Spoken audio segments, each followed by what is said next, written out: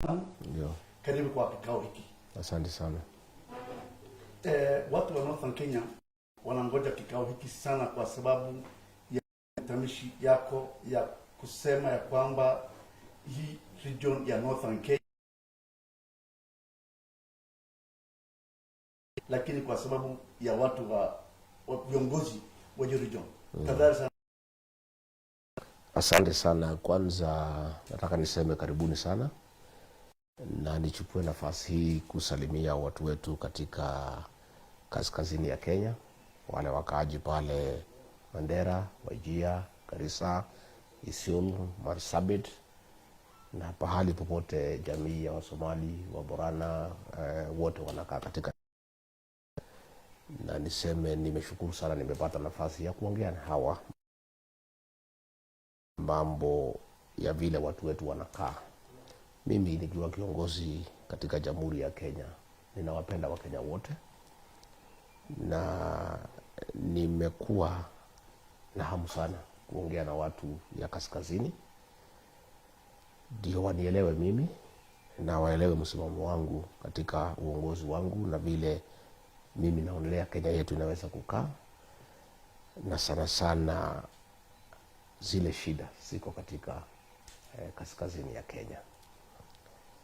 Nimehuzunika sana ya kwamba tangu niongee maredio za Kisomali na Kiborana walinitafuta wakitaka wakuwe na kikao nami, na wakisema ya kwamba wamesukumwa sana na watu ya Garissa na watu ya Mandera na watu ya Wajir na watu ya Marsabit na watu ya Isiolo, wangetaka tukue na kikao cha faragha tusemezane. Na hao maredio waliponitafuta, mimi nilikuwa likizoni pande ya Mombasa, nikasema ya kwamba kama wakaaji wa Isiolo, Marsabit, Wajir, Mandera, Garissa wangetaka kuzungumza nami, mimi nikiwa kiongozi katika Jamhuri ya Kenya, lazima nizungumze na hao. Nikachukua ndege nikakuja, na hao maredio zote wakakuwa tayari. Kuanzia jana wametishwa, wameshurutishwa, wameuziwa uoga, kwa sababu viongozi katika hizo kaunti 5 hawataki ukweli julikane. Wangetaka kuendelea kuwadanganya wakaaji wa hizo kaunti 5 ya kwamba wamekuwa marginalized, na zile shida ziko huko ni kwa sababu wako marginalized. Na walijua mimi nitaeleza wakaaji kinagaubaga ni kwa sababu gani umaskini umeendelea kuenea,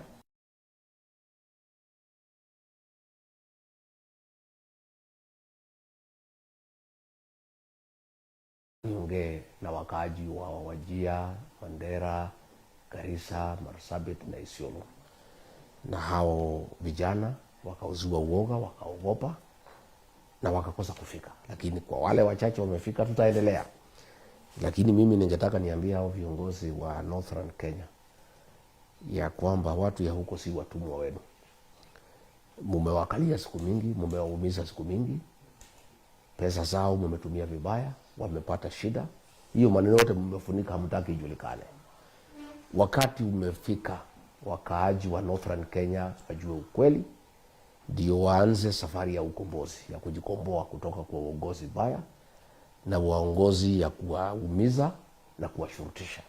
Ni makosa sana viongozi kutisha wanahabari. Wasiongee na kiongozi wa Jamhuri ya Kenya ndio wananchi wasijue ukweli kinagaubaga. Lakini niseme kikwetu iko msemo inasema mimba ya mwanamke hata ukificha, kuna miezi inafika, ile mwezi ya 7, mwezi ya 8 lazima ionekane. Shida za kaskazini mwa Kenya lazima sasa sijulikane, na huyu Rigathi Gachagua amejitolea kusaidia watu wa kaskazini mashariki na kaskazini even more than I had decided yesterday, kwa sababu nimeona iko shida. If the leaders in that region do not want the people to know the truth, then there is a very big problem. Somebody must help the people of Northern Kenya, because sasa sisi tulitaka tuongee na wananchi, tuwaeleze zile hela zimeletwa huko na serikali ya county, zile pesa zimeletwa na CDF, zile pesa zimeletwa na Equalization Fund, na hakuna maendeleo, na tuwaambie ni kwa sababu gani. Ndio waanze kuuliza viongozi maswali. Sasa hao viongozi tangu niongee wamepata shida pale, kwa sababu wananchi wameanza kuchanuka na kuelewa ni nini naendelea, na wao ningewachanua zaidi kwa kuwaeleza kinagaubaga ni mambo gani naendelea na ni kwa nini maendeleo imekosekana pale. Lakini hao viongozi wameshurutisha wanahabari, wamewatisha, wameuzia uoga, ndio wazee na wamama wasipate kupata mimi kwa redio. Lakini tunashukuru Mwenyezi Mungu kwa sababu ya teknolojia. Sasa tuko na mtandao, tuko na digital platform. Mimi ninajua hata kama wamekataza sisi kuongea kwa redio, ndio watu nyumbani wale wazee na wamama wasisikie maneno. Mimi najua vijana wetu wa Gen Z, mimi najua online warriors wakiborana wakisomali watapata hii moja kwa moja kutoka peji yangu, kutoka zile platform ziko tayari. Na wale wazee na wamama ilikuwa ni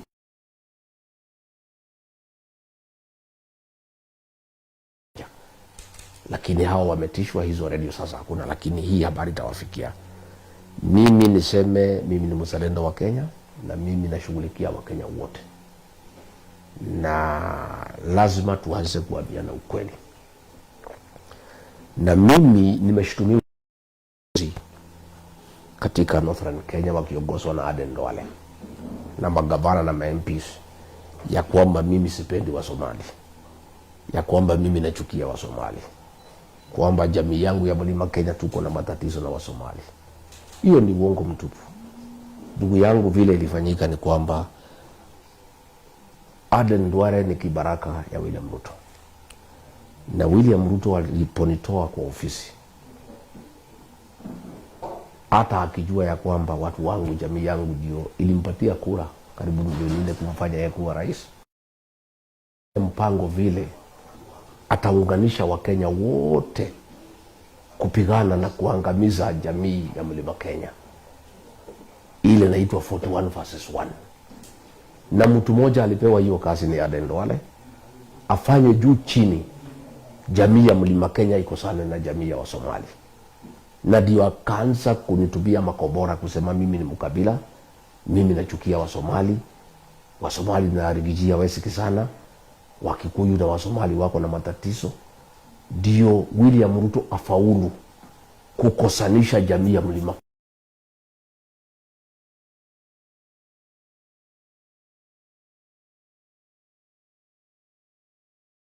hapa. Nasimama mimi ni rafiki wa dhati wa ukweli wa jamii ya Wasomali, kwa sababu jamii yangu ya Mlima Kenya na Wasomali sisi ni kitu kimoja.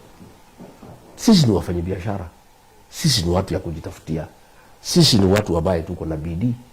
Sisi watu ya Mlima Kenya na Wasomali tunafanya biashara pamoja, na katika uchumi wa Jamhuri ya Kenya, jamii ya Wasomali na watu ya Mlima Kenya tunachangia kiwango kikubwa sana kuendeleza uchumi wa Jamhuri ya Kenya. Na jamii ya Mlima Kenya na Wasomali hatuwezi wachana. Sisi ni kama chana na pete.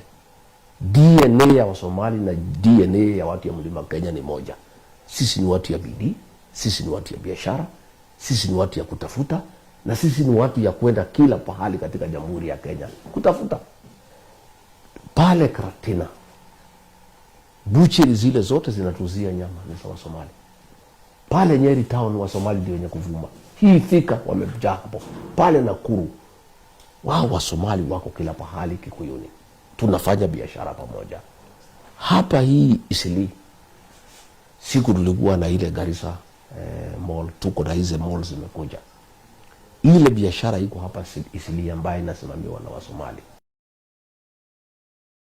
Ni watu ya Mlima Kenya. Na wanaketi pamoja,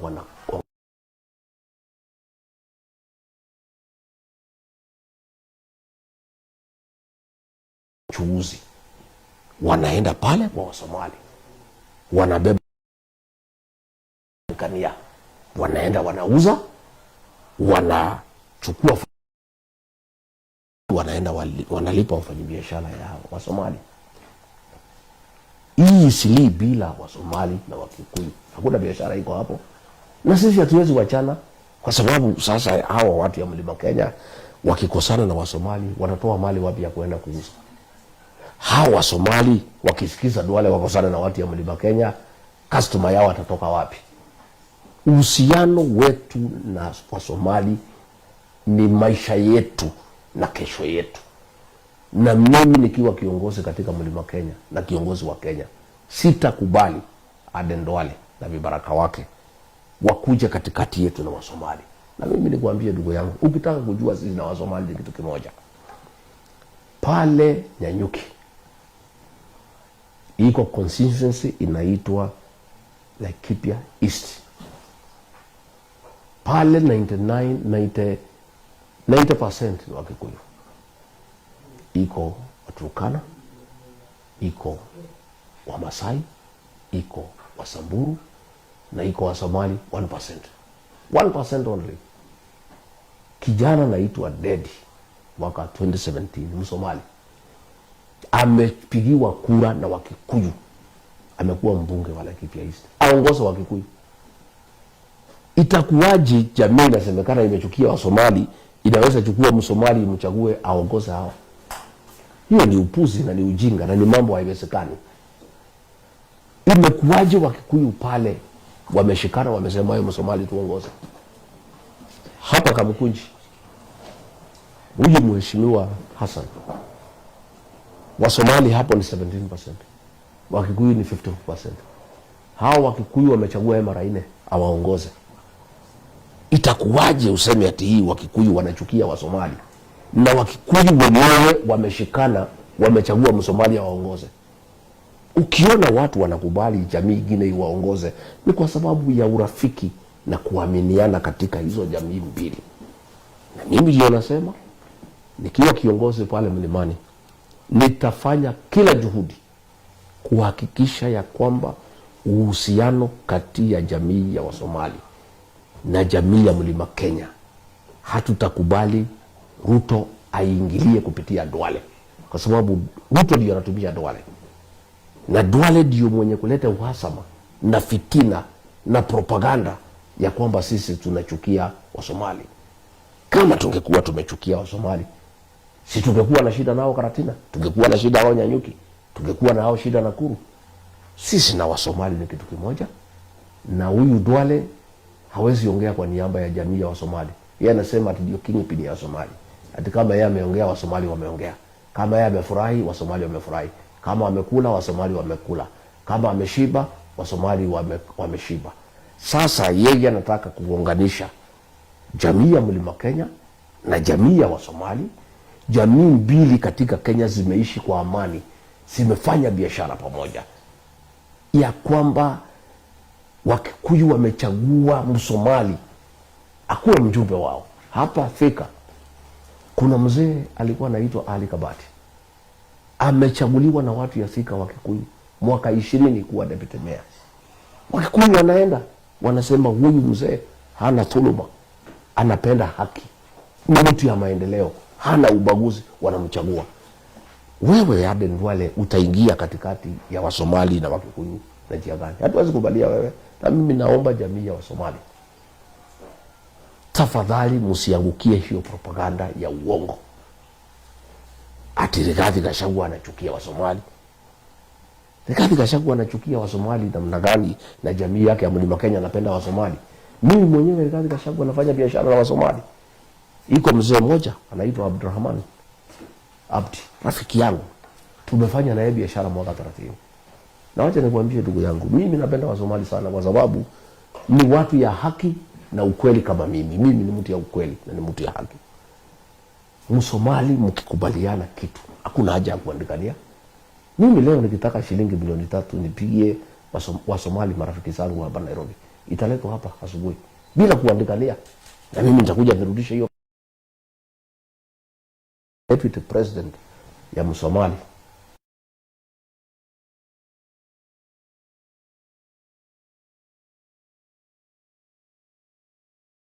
kuandikania. Msomali mkiongea mkielewana, kwisha.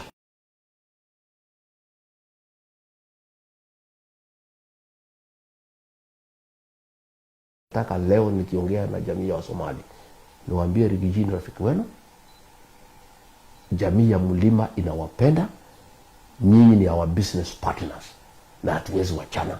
That is our relationship. Juzi tulipokuwa tunaongea mambo ya cousins, nikaenda Ukambani nikasema nyinyi ni our cousins, nikaenda Mijikenda our cousin, Kisii our cousins, Baluya our cousins.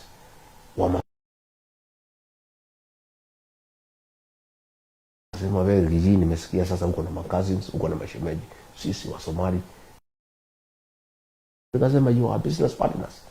Sisi na wa Somali we are, and nobody can come between us, and we cannot allow Aden Duale akitumiwa na William Ruto kulete uhasama kati ya jamii ya Somali na jamii ya Mlima Kenya, because Ruto akiondoka na ataondoka, sisi tutabaki tunaendelea na biashara. Hakuna biashara wa Somali wanapiga na Ruto na watu yake. Bona ataenda akishaondoka.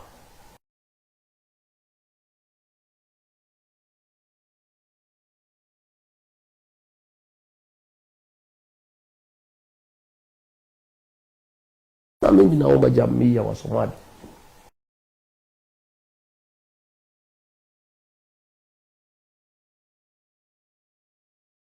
umiza wafanyika mimi hata sikuwa na habari ati ya Msomali anaitwa nani, mimi sijui. Sio Wasomali peke yake wako huko, kila mtu wako huko. Nikasema hiyo biashara inaumiza wakulima ya mchele. Wabunge wa Northeastern Kenya ndio wameita press conference kusema bana, ile mall ni hii, mwenyewe anaitwa fulani, ni wa jamii ya Somali. Mimi sikuwa nimeingilia Msomali na mimi siwezi ingilia Msomali. Mimi naheshimu wafanye biashara ya Wasomali, not just in Isili but in the whole country. I have told you pale Karatina, mimi mwenyewe nikiwa na wageni, ile nyama inatumika kwa wageni wangu, ninatoa butchery za Msomali. Kuna mfanyabiashara labda alifikiria nimemuingilia, pole. Mimi I respect them. I know their contribution to the economy of this country. They are hard working.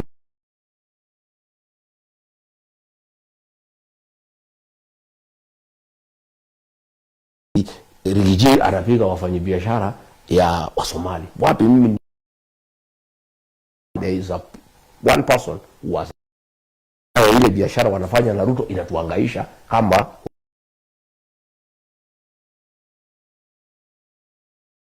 wabunge. Kwa hivyo I would like to assure the business community of the Somali,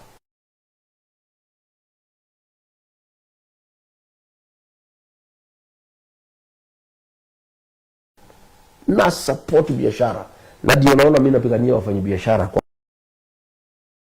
good business environment.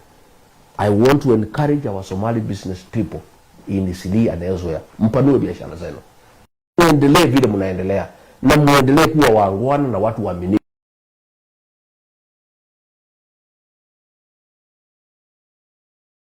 Given a choice in this country to do my first priority is a Somali. Hakuna haja ya wakili, hakuna haja. Mimi nikitaka chochote ambaye hainisumbui.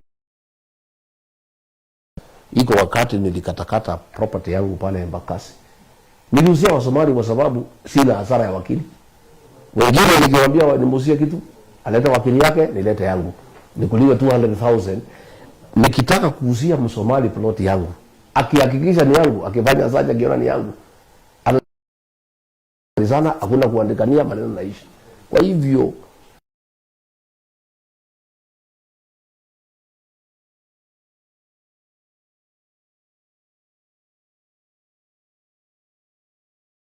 biashara, nataka kuambia au pongezi kwa kuwa ni watu ya haki, watu hapendi dhuluma.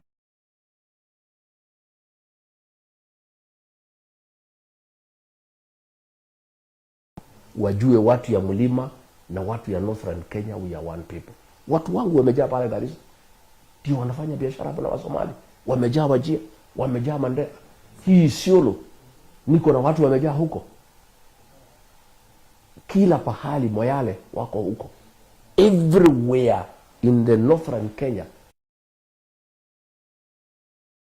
In my place the Somalis are everywhere. Hata hii kare hizi Mheshimiwa wamejaa hapa. Makamu wa Rais, huyu Duale ambaye unasema saa hii, yeye anasema wakati mlikuwa naunda serikali mliunda serikali 2022, yeye alikuwa anatetea Wasomali waandikwe kazi kubwa kubwa sana. Na yeye ndiye ameleta hii manafasi yote. Hiyo ni kweli ama iko aje?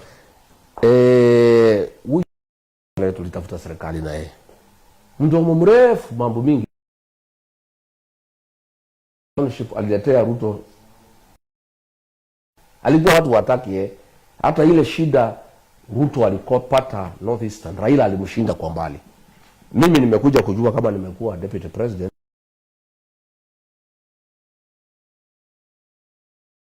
na tulikosa kura mingi sana kwa sababu ya huyu Aden Duale, kwa sababu anataka kukali.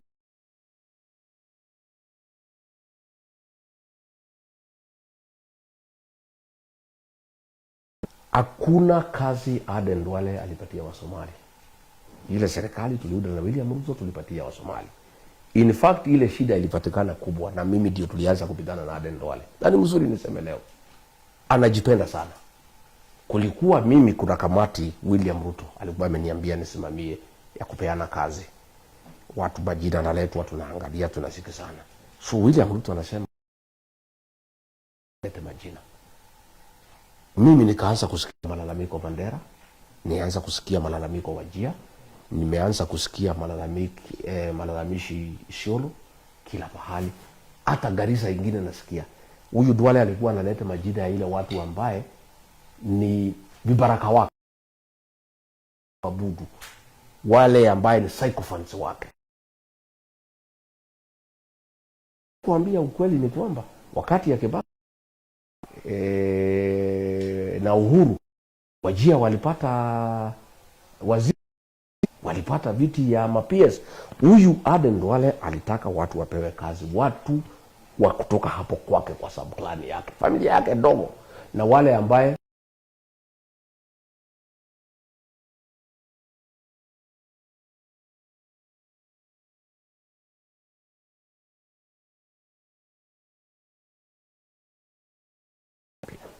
na mimi nilikuwa dio na tukakuwa na ni ofisa ambaye anajulikana, anaheshimika katika Jamhuri ya Kenya, William Ruto. Sasa ile tumepata serikali, mimi nime Mohamed Saleh ambaye alitusaidia. Huyu ni mtu ambaye anatosha kuwa permanent secretary because alikuwa provincial commissioner. Yeye alimaliza ugaidi. Record ya Mohamed Saleh katika huyu Duale alikataa. Alisema hiyo mtu si ya familia yangu na huyu mtu hawezi kuniheshimu, hawezi kunitambua. Alikataa. Mpaka wa leo Mohamed Saleh alisaidia William Ruto. Alitoka bure kwa sababu huyu Duale hamtaki. Anasema yeye ni mtu ya Wajia. Ukileta mtu ya Mandera hataki.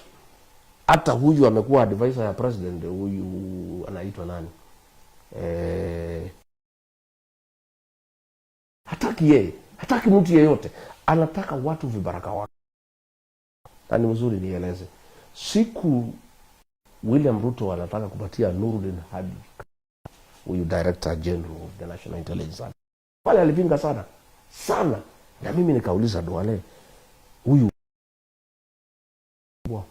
mbona umelete vita namna hii utaki? Anasema hapana, mimi sitaki Msomali mwingine hata moja anaweza ongea direct na president.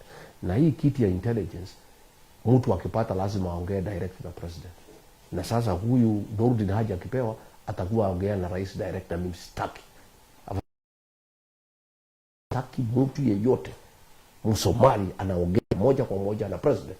Inatakiwa ikuwe ni mimi peke yangu. Mimi ndio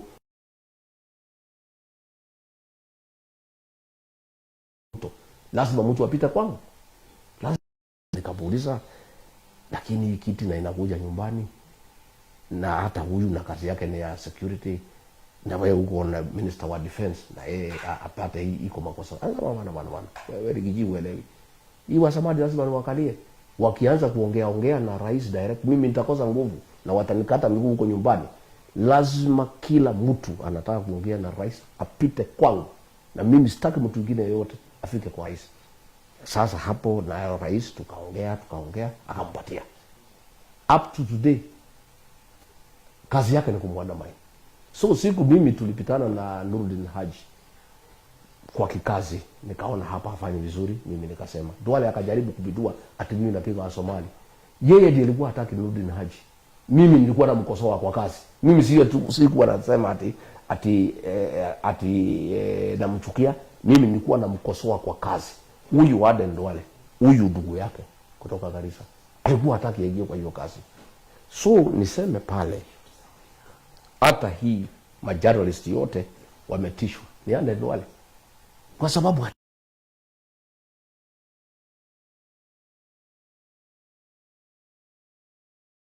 sana na watu Wajia, nimeongea na watu Mandera. Kama huyu Aden Duale ndiye ataongoza hii kampeni ya William, aoni watu wengine kama ni watu, anataka kupigia watu. Alikoroga wanajeshi, na unajua wanajeshi hataki.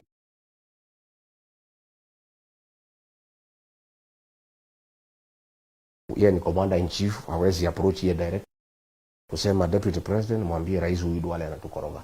Natupigia kelele kama watoto mbele ya wadogo wetu, na unajua kwa jeshi iko chain of command. Uwezi pigia general kelele kama mdogo yake yako hapo. Akakoroga hiyo watu, biashara, anataka kuchukua biashara ya majani chai, biashara ya mkate, biashara ya nyama, biashara ya mchele, akakoroga hiyo watu sana. So siku kumetokea hii maneno ya Gen-Z na rais amefuta cabinet yote, wanajeshi walifurahi sana. Hata kulikuwa na party huko kwa mess, wanajeshi wanafurahi.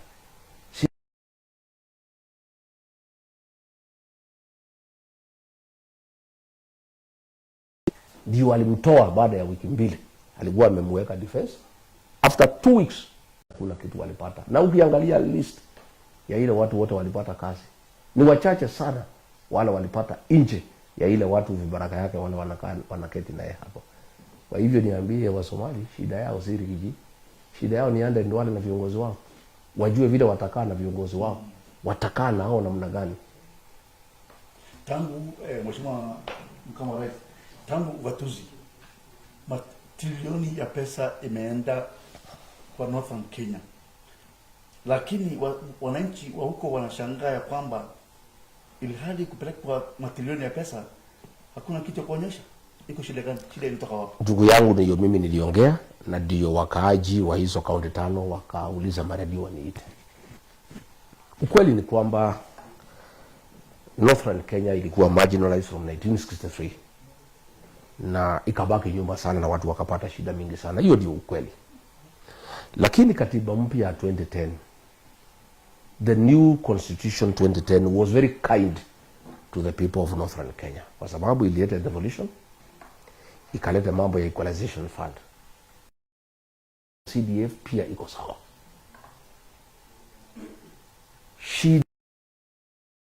We speak today since devolution 2013. See your lack of resources.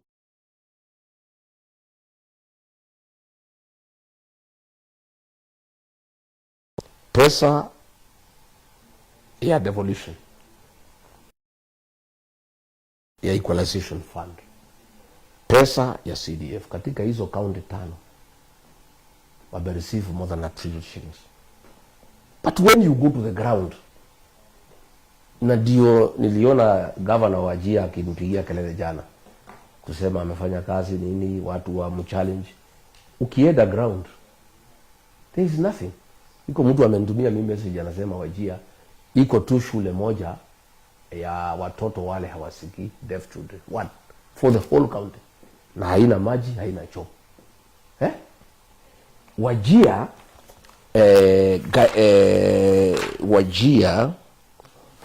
Wajia counties tangu 2013 today wamepata 99.6 billion. Ukizunguka Wajia, hii pesa iko wapi? Watoto wanasoma chini ya miti, hospitali hakuna, ofisi ya governor as we speak today haina stima. Mandera and Wajir haina stima. Last year wakati ya Ramadhani, tunaingia Ramadhani kuanzia mwezi ujao, watu walikuwa wanaenda Bulawayo kutafuta ice cubes. Wanaenda wapi? Across Somalia, across the border. Kuja kutafuta ice cube. Aibu kubwa sana kwa sababu hakuna stima. Generator ile iko ni ya 1970. Hii governor Wajir wako na 99 billion. Marsabit 76 billion. Garissa 81 billion. Mandera 119 billion. Isiolo 46 billion. Barabara hakuna. Shule hakuna. Hali hakuna. Slaughterhouse hakuna. Nothing. CDF Mandera peke yake. Katika the six constituency. Mandera East so far CDF wamepata 1.6 billion. Mandera West 1.7 billion.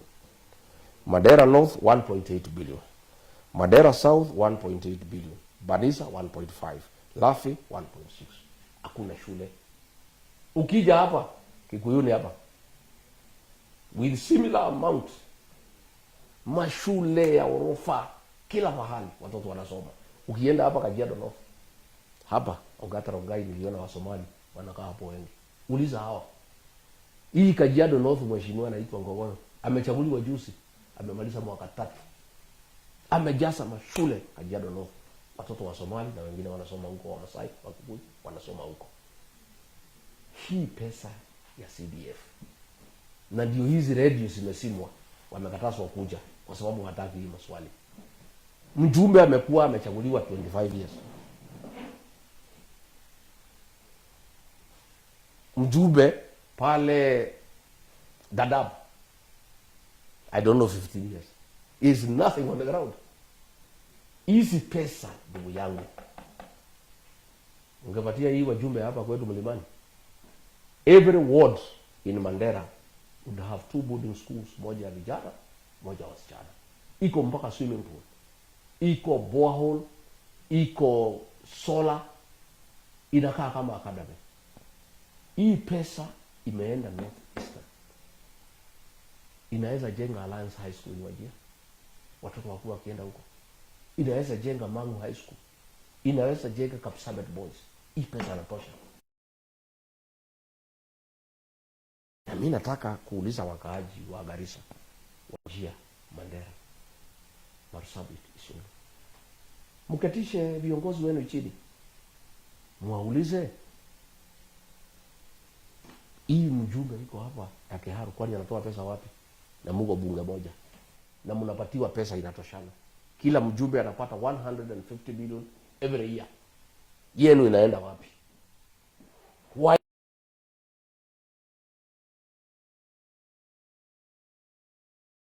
naenda bunge moja?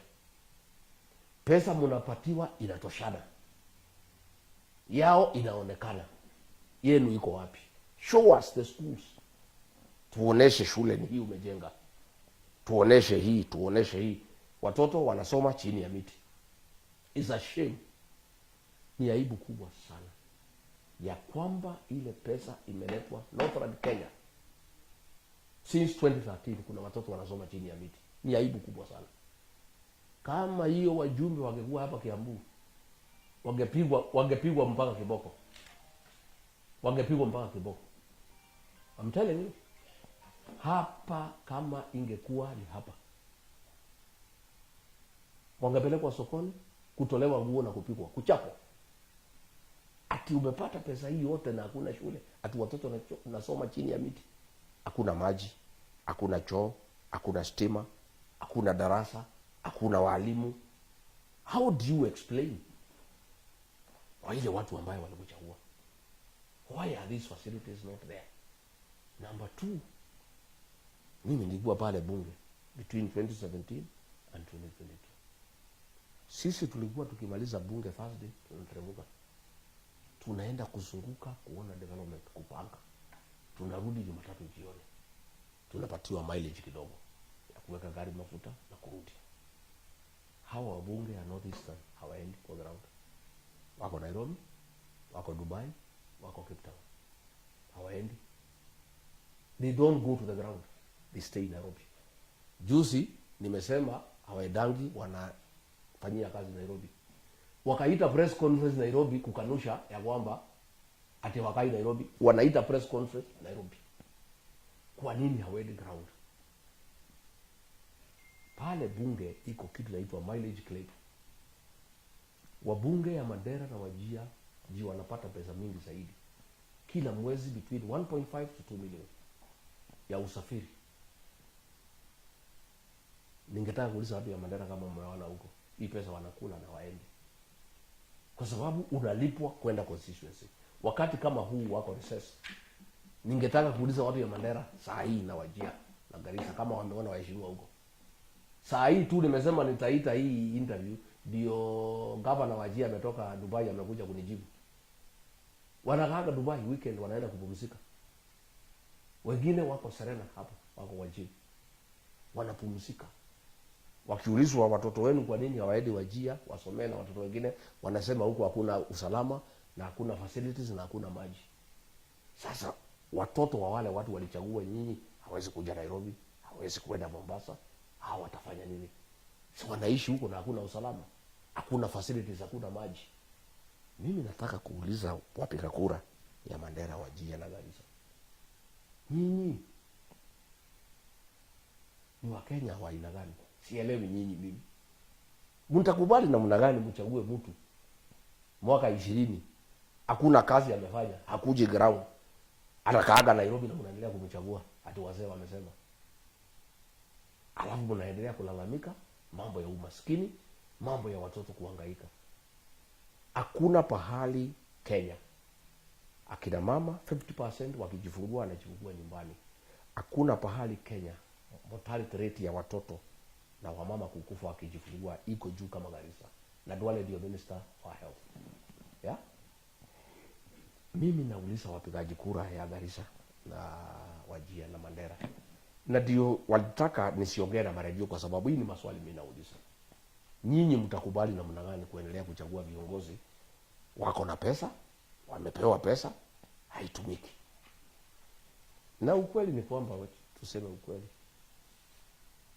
nimeona ilikuwa kwa gazeti, Governor Mandera anajenga 120 flats hapa karibu na Parklands. Alikuwa na kesi na shule, iko shamba ya shule wanapigania na shule. Hizo flats 120, cost of building a flat in Nairobi is about 20 million, ambaye naye inakuja na uso 30 million. That is a cost of 2.4 billion. Huyu governor alikuwa speaker juzi. Hii pesa ametoa wapi? Lazima watu ya Mandera wajiulize kwa nini, what is the relationship between hii mjengo ya 2.4 billion iko Nairobi na kukosa any facility in Mandera. Hawa waheshimiwa, na mimi sina ubaya na hawa, lakini lazima ukweli usemwe. Hii malls yote iko hapa ni yao, mahoteli yote ni yao, maflati ni yao. Lavington wamenunua, South Sea wamenunua. Mimi sisemi wasinunue. Kama wako na pesa, kwa nini hawezi jenga Garissa? Kwa nini hawezi jenga Mandera? Kwa nini hawezi jenga Wajir? Kwa nini hawezi jenga Isiolo? Kwa nini kila kitu inajengwa hapa Nairobi? Kwa nini hata hii pesa kama mnaiba, kama lazima muibe, simpeleke nyumbani? If you have to steal, it's okay. Si muibe, alafu kuliko kujenga Isili, kuliko kujenga South Sea, kuliko kujenga Lavington, mwende mjenge Garissa. Mwende mjenge huko mkija hapa Nairobi kutembea, Monarch Hotel ni hiyo watu waheshimiwa.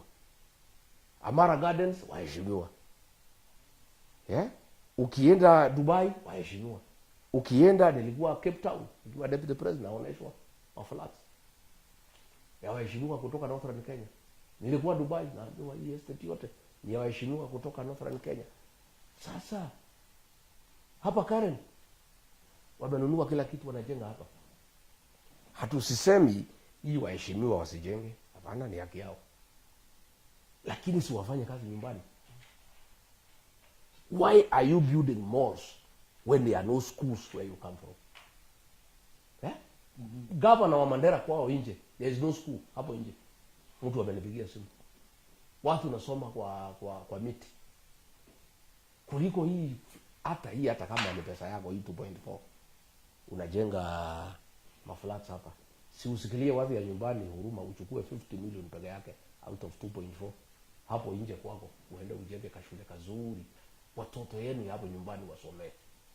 Na mimi naambia hao viongozi. Unajua walikuwa naita mimi mkabila kwa sababu William Ruto alimwambia hawa. Huyu Rigiji tumekosana na yeye kwa sababu ya kuongea ukweli. Na nyinyi mchunge. Akija kuambia watu wenyu ukweli mtapata shida. So nyinyi mumbadike jina ni mkabila anachukia Wasomali. Ndio akiongea asisikizwe. Lakini Wasomali wamejua ukweli. Waborana wamejua ukweli. Rigiji ndio rafiki yao na ni mtu ya kuongea ukweli. Na mimi na jamii ya Wasomali na Waborana ni watu ya ukweli. Wacha ukweli sasa usemwe.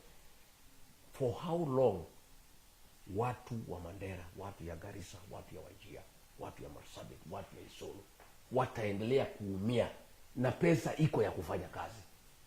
Mimi nilisema juzi, si kusema watoto wa Wajir wasikuje Kiambu, hapana.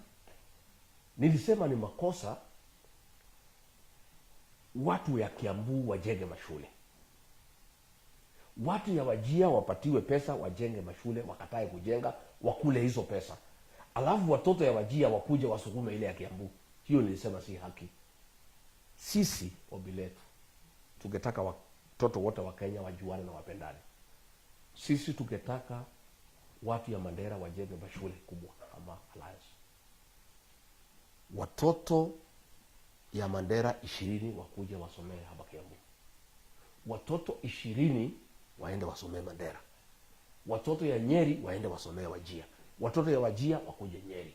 Watoto hao wajuane kwa sababu ni wa Kenya. But it is not fair. It is not fair to the rest of the country. Ya kwamba viongozi wengine Kenya wajenge mashule.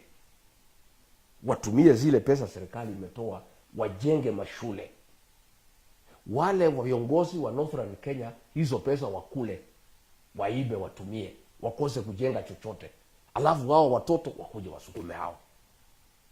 It is very unfair to those children. Mimi niambie watu wetu wa Wajir and Garissa and Marsabit the truth. Hao viongozi wanakosea nini? Kwa sababu kama kuna watoto werevu ni hao kutoka Somali, the Somali children. Hao watoto tukisoma na hawa high school walikuwa wanakuja na marks iko chini kwa sababu ya ile condition iko huko, hakuna facilities, so wanakuja na marks iko chini. Hao watoto walikuwa wanahangaika tu the first one year wakiwa form 1. Wakifika form 2 wana catch up na kupita sisi. Hapa University of Nairobi watoto kutoka ya Somali ndio walikuwa wanashinda sisi wakiwa number 1 kwa class.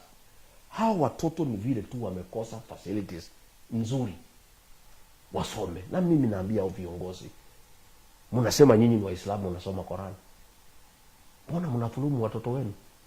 Wale watoto mumezaa, watoto ya dada mnawadhulumu kwa nini? Mbona mnanyima hii watoto nafasi ya kusoma kama watoto wengine wa Kenya? Pesa mmechukua, mko nazo.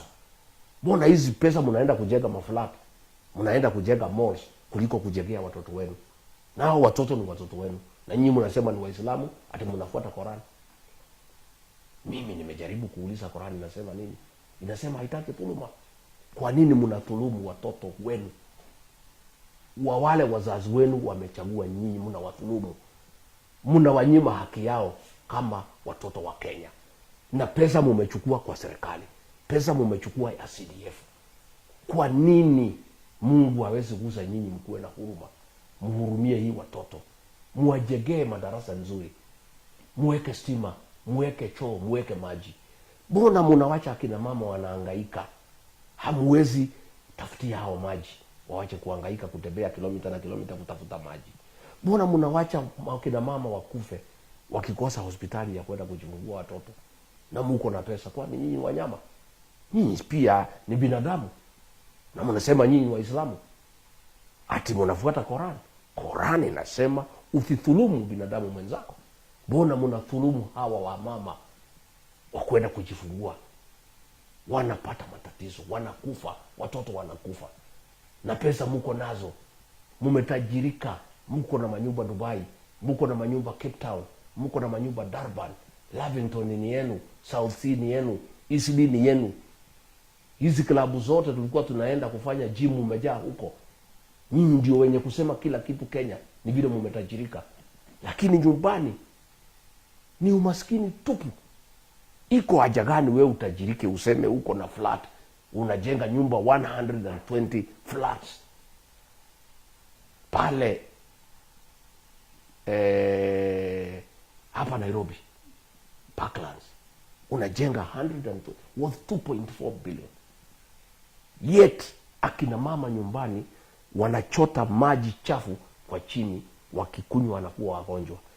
Wewe utajivunia nini kujiita wewe ni kiongozi? Wewe ni kiongozi wa saa ngapi? Kwani hamuna huruma? Why do you divert public funds ile mumepewa na serikali, ambaye sisi tumetoa kodi, ikiwemo watu ya Garissa na watu ya Wajir, watu ya Mandera, Marsabit, pia wametoa kodi? Kwa nini mnawanyima haki yao? Na hiyo ndio shida yangu mimi, niko nayo kubwa sana. Na mimi nimeamua liwe liwalo, nitakuwa mtetezi wa watu ya Northern Kenya, kwa sababu mimi nimewahurumia. Huyu William Ruto hawezi watetea, yeye hawezi kosana na hiyo jumbe, anataka wamsaidie arudi, hawezi ongea. Huyu Duale ndio anawanyanyasa, hao magavana wanawanyanyasa, hao wabunge wanawanyanyasa, MCAs wanakaa hapa Nairobi. Nimesikia gavana wa Wajir amesema kesho nikiongea wataita mkutano kunijibu.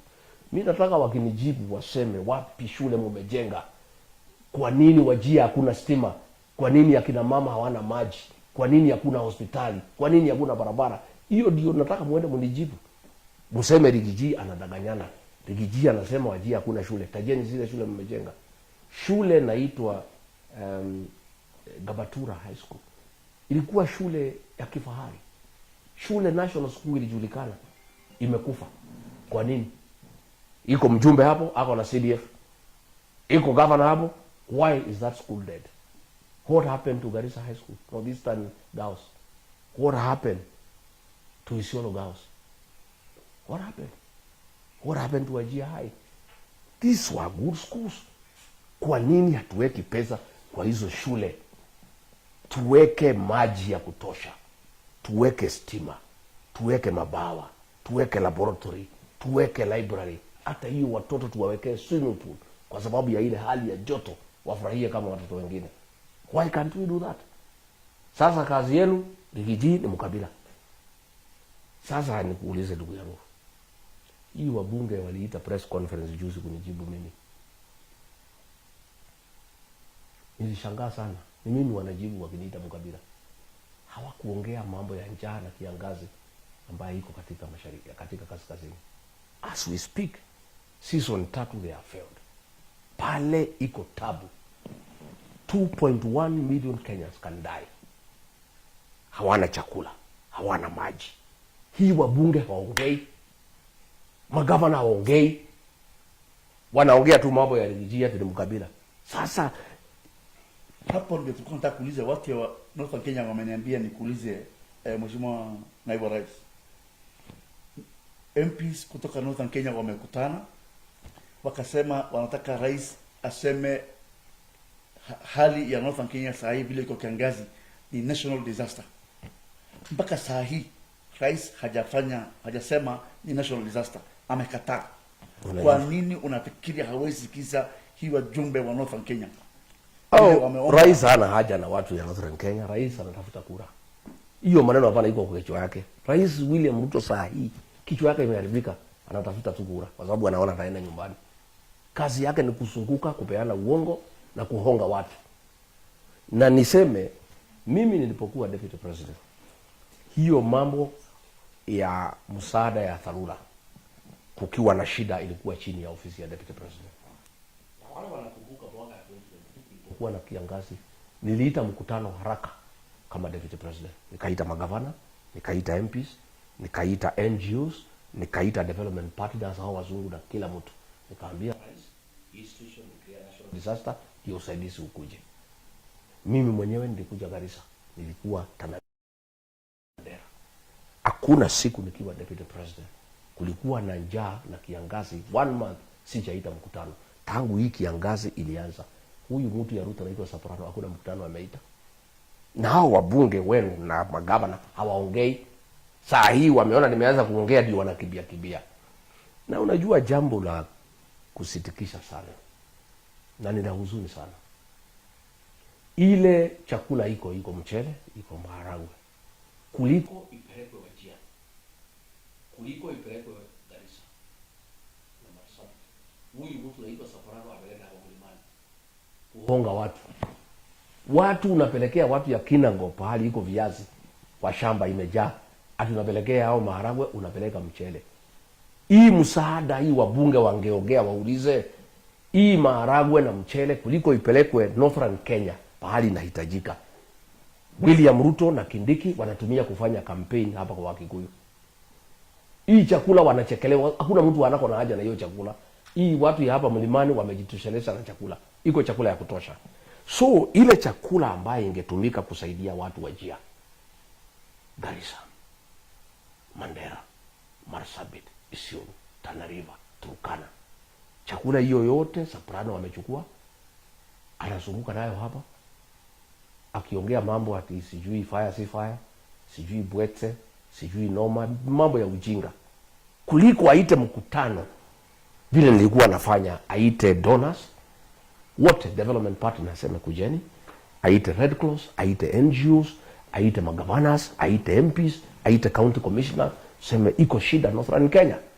How do we mobilize resources ya kupeleka huko tusaidie watu wetu wasikufe? Tuku yangu, ukifika pahali gamia inakufa, kwa maumbile ya Mwenyezi Mungu, gamia iliumbwa kwa njia ya kwamba inaweza vumilia kiangazi more than human beings and all other animals.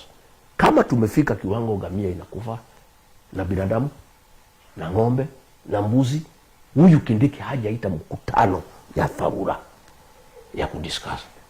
Kazi yake ni kusunguka na maharagwe na mchele na pesa huko mlimani, akisema bwetse, sijui mimi ni fire, sijui mimi ni noma. Nonsense. People are dying in Garissa, in Wajir.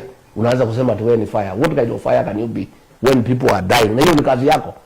Why can't the deputy president, yule alipewa kazi ambaye hakutafuta na hakupewa na mtu yeyote, aite mkutano of the development partners, mkutano ya ONGOs, Red Cross na nani na kila mtu, governors, nini, tuseme national government itatoa pesa kiasi hii, counties mtoe pesa kiasi hii, nyinyi donor partners tusaidiane na pesa kiasi. That's what I was doing.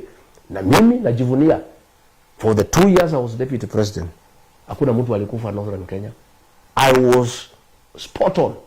Nikipata iko shida, because mimi mtu ya kusikiza ground, ninakimbia na mobilize chakula, food and non-food items. Tunakimbia, tunalete watu ya jeshi, wanalete maji, wanalete nini, tunafanya, tunaokoa maisha. Sasa hawa wabunge they are quiet, wako busy kwa mjengo. Kila Friday wakitoka msikiti wanaenda kukoroga, wanaenda kusimamia koroga, simenti nini isiibiwe, chuma nini, hiyo ndio kazi wako naye. Mijengo, personal things. They have forgotten the people who elected them into office. They don't care. How is it that 3 months down the line tangu kiangazi ianze hakuna mtu naongea? Mimi nataka kuambia William Ruto, hata kama unatafuta kura, uulize William Ruto. Mimi najua uko busy ukitafuta kura, ufikirie vile unaweza rudi, na ni ngumu.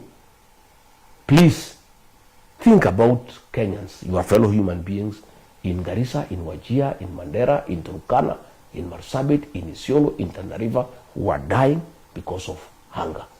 Declare this drought a national disaster to attract funding. Allocate funds to mitigate the effects of the drought. Let us have an off-take program ya kununua wanyama wasikufe, so that our herders, they can use that money to restock kiangazi kiisha. Hiyo ndio kazi ulichaguliwa. Hii ya kuzunguka na Soprano kusema sijui bwete, sijui nini, sijui noma, sijui fire, that is rubbish. Hiyo ni kuwahadaa wa Kenya. Ile kazi mlichaguliwa ni kuchunga maisha ya Wakenya. And it cannot be William Ruto na mtu yako ya mkono mnaendelea na campaign as if there is no problem in Kenya, as if people are okay. When people in Garissa, Wajir, Mandera, they are dying because of hunger, when animals are dying because of hunger, nyinyi mnaendelea tu na kampeni, mko juu ya gari mkitafuta kura. And of course the most sad thing ni kwamba wale watetezi ya watu wa Mandera, ya Garissa, ya Wajir, ya Marsabit, Isiolo, Turkana, they are quiet. Hata hao ongei. Sasa Rigiji wanaongea. Sasa huyu Rigiji anatetea hii watu ndio mnasema ni mkabila. No, you are quiet. Why are you quiet? If you had done your work, I will not be speaking today. My brother, shida ya Northern Kenya ni uongozi. Pesa iko ya kutosha ya kubadilisha maisha ya watu ya Northern Kenya. Wapate mashule, sawa. Wapate barabara, wapate maji, wapate hospitali ikiwa na madawa, na watoto wasome. Last year 850,000 children from these 5 counties hawakuenda kwa shule because kwanza hata wana chakula, madarasa hakuna program yoyote ya vile hii watoto watasoma. Na mimi nashangaa viongozi wao wako hapa Nairobi, wako gym, wako Dubai, wako Cape Town, as if nothing is going on. They don't care and they are not interested, you know. They have abandoned their people. So mimi nimeamua, na mimi nataka niambie watu wetu, mimi Rigiji nitajitolea kutetea nyinyi na mtaona mabadiliko. Nitaendelea, and I want to encourage wale wamenitumia messages, and I'm going to open a communication channel. Nitatangaza hivi karibuni where people can send me pictures of schools. Ndio tusitangaze wa Kenya waone. We shame these leaders. We must shame them. Yeah? We must shame them before the people of Kenya. Wawache kutembea hapa Nairobi waonekane kama ni watu ya maana. Wanatutumia picha, watoto wakisoma chini ya miti, tunaweka kwa mtandao, Wakenya wanaona. Wewe ukienda gym, instructor akikuangalia na uliza wewe umekuja hapa gym kufanya TIS and this is your school. We must shame these leaders.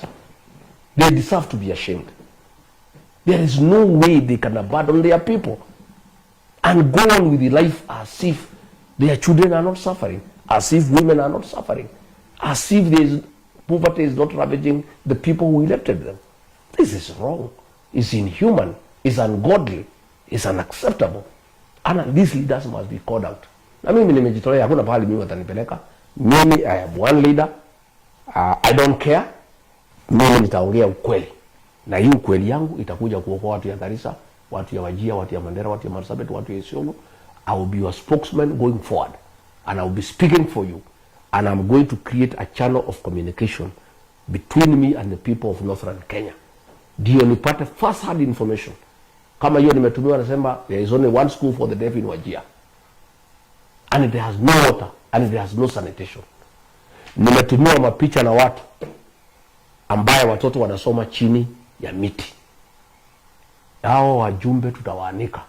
Hata kama mmezuia maredio kuja, hamjaona chochote.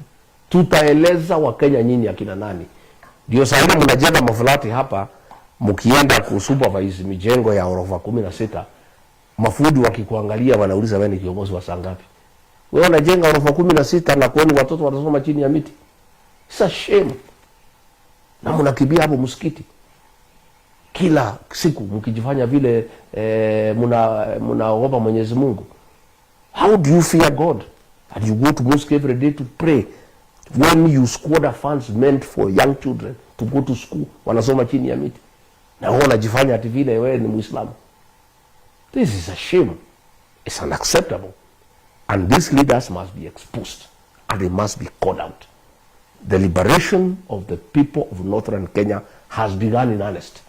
Na mimi ndio nitaongoza hiyo vita ya kuokoboa watu ya Northern Kenya. We must help them. Lazima tuwasaidie kwa sababu ni Wakenya wenzetu, ni binadamu wenzetu. Tusipowasaidia watasaidiwa na nani? Wale watu walichagua, they have abandoned them. Not just abandoned, they have turned against them. Because when you take money meant for schools, unaenda kujenga nayo manyumba, that is turning against your people. When you take money meant for hospitals, unaenda kujenga maflats, that is turning against your people. When watu wanakufa na drought, hakuna maji, and you are quiet, that is turning against your people. Somebody must speak for these people, my brother. Mimi nimejitolea, and I will speak for them from today going forward, every week. nitakuwa nafanya pressure. I must call out these leaders and I'm going to get all the data, na nitatangaza maybe the day after tomorrow the platform ya information kunifikia real time, ndio tuanike hii watu before the people of Kenya. I don't think there is any other way ya kusaidia watu ya Northern Kenya, ni kuanika hii viongozi wajulikane hakuna kazi wanafanya, na wajulikane ya kwamba pesa wamepewa ni kiasi and there is nothing on the ground. Na mimi I want to challenge them, instead of calling me a tribalist, go and build schools. Instead of saying that mimi nachukia wa Somali, go and build hospitals. Instead of saying that ati mimi sitaki wafanyabiashara ya wa Somali, go and invest there so that people they can do business. Why are you investing here in Nairobi? Why can't you invest back home? Invest back home. Na mimi I lead by example.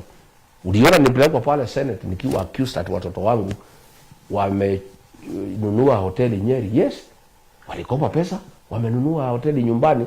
As we speak wameandika watu 200 huko nyumbani.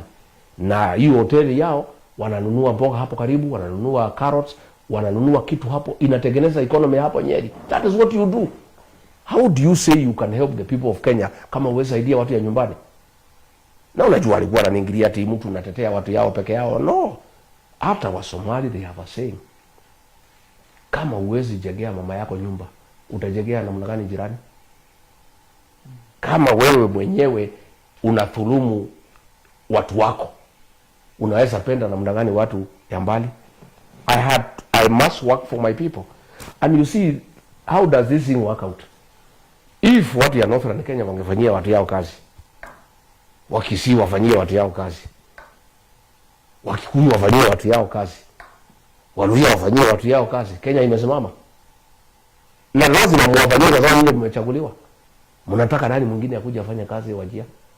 Mnataka nani akuje afanye kazi Mandera? And how do you blame at marginalization? Yes, ilikuweko. But it is over. From 2013, pesa iko ya kutosha. Fanyeni kazi. Fanyeni kazi na hiyo pesa. Hata kama haitoshi vile mungependa, museme, okay, ile kidogo tumepata, ile 1 trillion, this is what we have done. But as we speak today, zero. Governor mwenyewe wa Mandera, Wajia, anastima.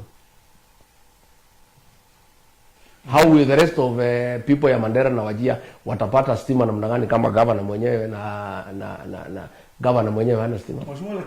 Mheshimiwa Rais alienda Mandera last year, Wajia na Garissa. Akaahidi watu ya Wajia na Mandera ya kwamba itakuwa na stima ya kutosha. Mpaka saa hii hatuna alama ya kwamba hiyo mambo ya shida ya stima itaisha. Kwa nini rais haheshimu watu wa Northern Kenya? Unafikiria aje? Wacha nikwambie ndugu yangu. Mimi nilikuwa naibu wa William Ruto na tulikosana na yeye kwa sababu namtia uongo. Kazi yake ni udanganyifu tu. Saa hii anadanganya Wakenya atawapeleka Singapore. Saa ile watoto wako nyumbani. Saa hii nimesikia ati amesema watoto wote waende shule, hata wale hakuna school fees. Hiyo ni uongo. Hakuna mtu ataenda shule. Hakuna mwalimu atakubalia watoto wakuje shule bila malipo, because atatoa wapi pesa ya kuwapatia chakula? How do you allow children to come to school na una pesa ya chakula? Serikali haijatuma pesa ya chakula. Watoto hawajalipa, alafu rais anasema kila mtoto aende shule. Hiyo watoto wakienda shule watakula ni? Hiyo ni kuongea tu, anaongea na mambo ya uongo. Rais alikuwa pale Mandera July 2023. Akasema barabara ya Mandera na Ramu ijengwe. Hakuna. Akasema public street lighting ya 27 million ifanywe. Alikuwa hapo July 2023. Hakuna. Alikuwa pale mambo ya Mandera water supply 2.4 billion. Not one. Hakuna. Alikuwa pale Kiloweri water pan ya 72 million. Alikuwa hapo, ilikuwa launched on 4th May 2024. Hakuna. Haya, alikuwa pale Guyu Tita water pan ya 139 million. Hakuna. Unajua hii maneno ya kudanganya wa Kenya, na ndio William Ruto atapata kivumbi tukienda kwa kura. Hajaelewa Wakenya wamejua ni mtu ya uongo na wanataka kumfukuza aende nyumbani. Na pahali amebaki kudanganya watu ni hii Northern Kenya na kwao. Wakenya wengine wote wamemgundua. Nilisikia akisema pahali yako na umaarufu ni Northern Kenya kwa sababu watu hawajagundua uongo wake. Na ameshika hao viongozi wote wanashikana na yeye kunyanyasa watu ya Northern Kenya. Alikuwa Garissa. First January alikuwa pale 2024. Our Kadera water project haijafanyika. New Tana River Bridge not complete. Alikuwa pale new chain link fence for Garissa airstrip, hakuna, haijakwisha. Unaona, yeye anaenda pale anasema hii na hii na hii. Yeye alisema kutakuwa na stima, mtakuwa connected kwa national grid. Alisema national grid ile yenyewe tuache mambo ya generator ikuwe connected kwa watu ya Wajir, kwa watu ya Mandera. Hakuna, there is nothing. So mimi nataka niseme ya kwamba watu ya Northern Kenya, it's up to you. Mjue vile mtafanya to hold your leaders to account. Mimi nitamsaidia by exposing them. All the money they have been given, nimemsomea hapa. Pesa ya CDF, constituency by constituency, nitamsomea. Na nyinyi mnipatie feedback, mniambie kumejengwa nini. Every constituency. Ndio tukienda hii uchaguzi, you make a decision. Kama mmechagua mtu mwaka 25, mwaka 20, hajajenga mashule na amepata pesa zaidi ya 1.8 billion. Mko na biashara gani kurudisha yeye kwa ofisi? Ati wazee wamesema, hata wazee tunataka kuomba tafadhali. Msiketi wazee kupitisha mtu kuna kazi anafanya. Hata nyinyi wazee mkuwe wangwana, mkuwe fair to the Somali community, to the Borana community. Mkiketi mpitishe mtu, negotiated democracy, sawa, kama hiyo ndio mila na desturi yenu, sisi hatuwezi pingana naye. Lakini hata nyinyi wazee mkuwe fair. Kama mlisema mtu apewe miaka 5, amepata 750 million in 5 years ya CDF, 150 per year.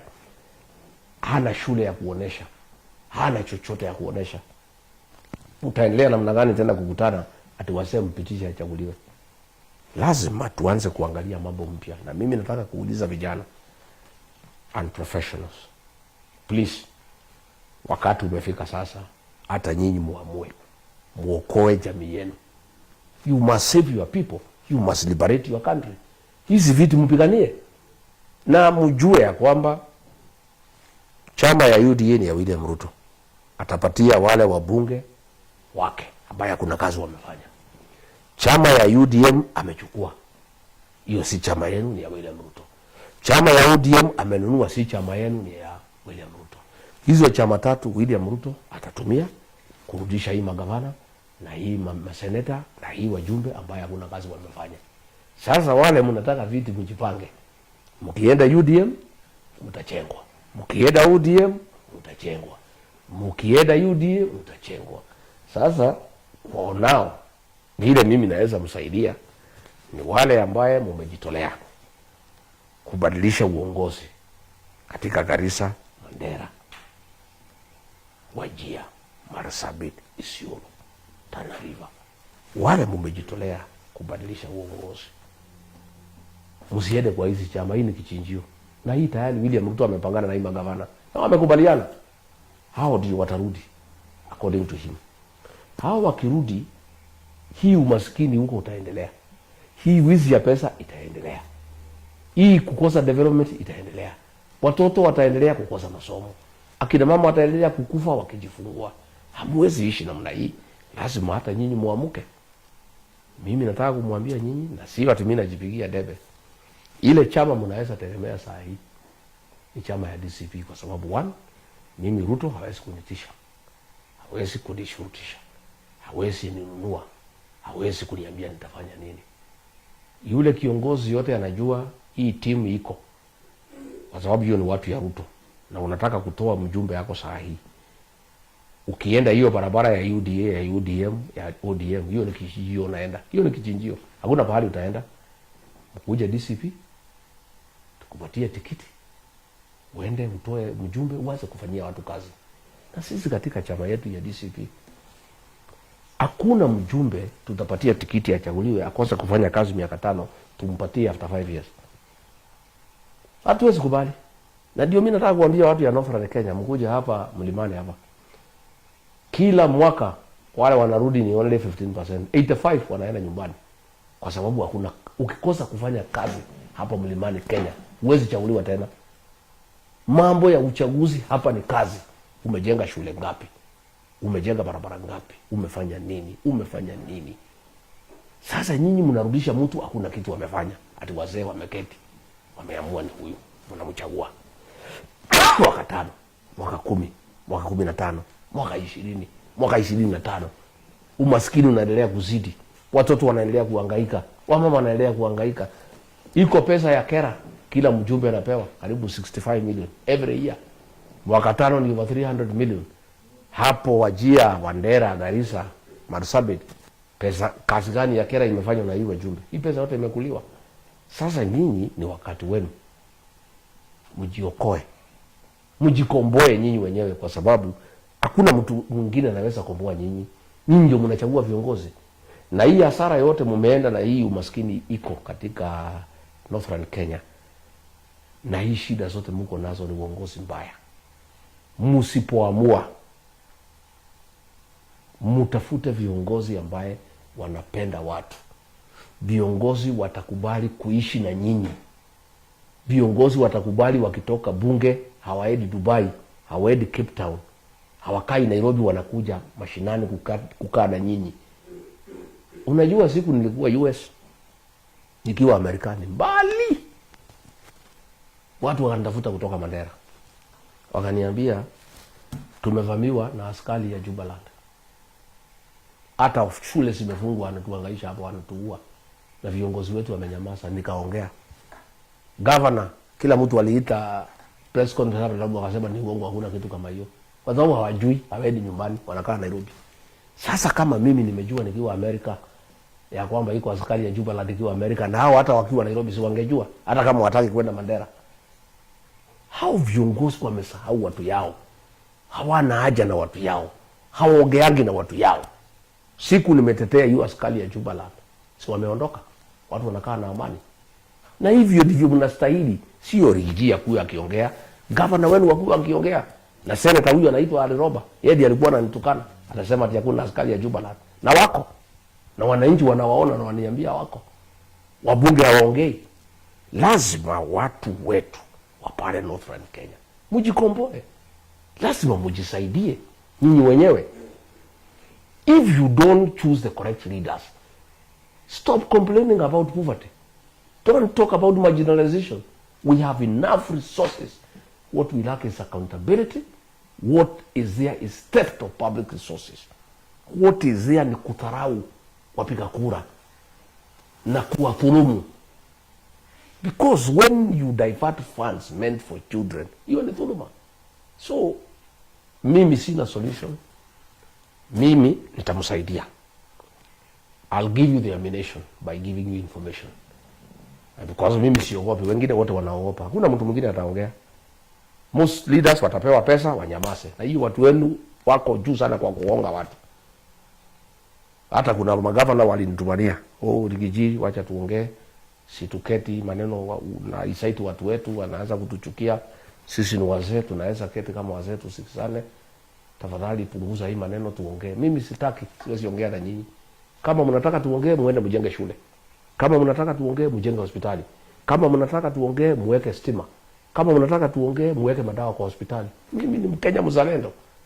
Mimi sasa nikinyamaza na mimi peke yake ndio nimebaki natetea nyinyi, hii watu ya Garissa na Wajia na Marsabit na Mandera wataenda wapi? Mimi nataka kuhakikishia nyinyi, mimi siwezi nunuliwa na hiyo viongozi wenu. Wanasema ati kila mtu wako na bei. Hata William mtu anasema namna hiyo. Ati kila mtu wako na bei. Hata huyu Rigiji tutaona vile tutafanya anyamaze. Asisaitu watu ya Mandera na watu ya Wajia, anaanza kuambia mambo mingi wachukie viongozi yao. Mimi sitaki mchukie viongozi wenu. Mimi nataka mjue ukweli. Mjue vile mtafanya na viongozi wenu. Mimi yangu ni mjue ukweli. Na mimi ndio nimebaki katika Jamhuri ya Kenya kiongozi wa kipekee anaongeanga ukweli.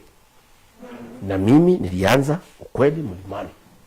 Nimekomboa watu yangu, wamekataa mambo ya Ruto na hao viongozi ambao hakuna kazi wanafanya. Sasa nataka tukomboe Northern Kenya. Tuambie nyinyi ukweli. Hakuna kazi Ruto amefanya huko na hakuna kazi atafanya. William Ruto ako busy kutafuta kura. Na hakuna kazi atafanya. Na hii magavana yenu wote wamefunguliwa makesi. na William Ruto pale kwa EACC, kwa sababu wamefanya madhambi mingi sana. Sasa hawa hawezi ongea, akijaribu kuongea kidogo faili inatolewa. Kwa hivyo hakuna usaidizi mtapata kwa William Ruto, hakuna usaidizi mtapata kwa magavana yenu, kwa maseneta yenu, kwa wajumbe wenu. Mimi nataka kualika nyinyi mjiunge na Wakenya wengine, tumuondoe William Ruto. Itakuwa makosa kubwa sana ati watu ya Northern Kenya ati Ruto ametegemea nyinyi mtamrudisha kazi saa ile watoto 850,000 wako nyumbani bila kwenda kwa shule. Saa ile hakuna hospitali, saa ile hakuna barabara, saa ile hakuna stima. Hata nyinyi mtakuwa ni watu ya aina gani ati mnaenda kurudisha Ruto kwa kazi na kwenu ni tabu tupu iko katika Northern Kenya? Simkuje mshikane na Wakenya wengine tukomboe Kenya. Tutafute serikali mpya, tutafute viongozi wapya. At least mtupatie miaka 5 tuone vile tutabadilisha. Finally mimi nataka na swali wote Northern Kenya wanauliza sana kwa mtandao, tumeangalia wiki hii vile baada ya wewe kuongea. Wanasema marginalization baada ya katiba ya 2010 imesemekana ya kwamba resources inagawiwa kwa bunge. Umewahi ona vile wewe ulikuwa bunge? Umewahi ona waheshimiwa kutoka Northern Kenya ambao wanapinga budget ya Kenya, wanasema hii budget inadhulumu watu Northern Kenya hata siku moja? Hao wabunge hakuna kitu wanaongea juu yake. Mimi sijasikia wakitetea mtu yeyote. Hata nilijaribu kuwaita mkutano inaitwa, kuna project inaitwa NEDI. Ilikuwa katika ofisi ya Deputy President. Kwa hizi kazi ya World Bank. Hii barabara ililetwa ya Lapset na ililetwa na World Bank. Hii William Ruto anasema ni anajenga, ni uongo. Ililetwa na Uhuru na Kibaki ya Lapset na mambo ya World Bank. Nilijaribu kuwaita siku moja tuongee mambo ya development hizo. Duale akamwambia wasikuja, hakuna mtu alikuja. Hao watu hawana haja na kazi, hawana haja na barabara. Hao ni wafanyabiashara. They are busy doing business. Mimi have never had, hiyo miaka 5 nilikuwa hapo bunge, sijasikia mbunge yote akisema hapa tufanye namna hii, tufanye namna hii. Hata saa ile wakati kama kiangazi wangeenda hata pale waandikie speaker waseme it a special sitting, we discuss, you know, we want to discuss the situation of drought in Northern Kenya. Waandikia Wetangula waseme tunataka special sitting, we discuss this matter. Hujasikia mtu yote anaongea. Kwa nini? They are not interested. Hao watu walifika, nyinyi mliwasukuma, mliwapatia vitu, wameenda kujitafutia na kujisaidia. Hawana haja na watu ya nyumbani. Na ndio hawaendi nyumbani na hawaelewi mambo ya nyumbani kwa sababu hawaendi huko. Mileage wana claim, they don't go home. Hiyo ni wizi.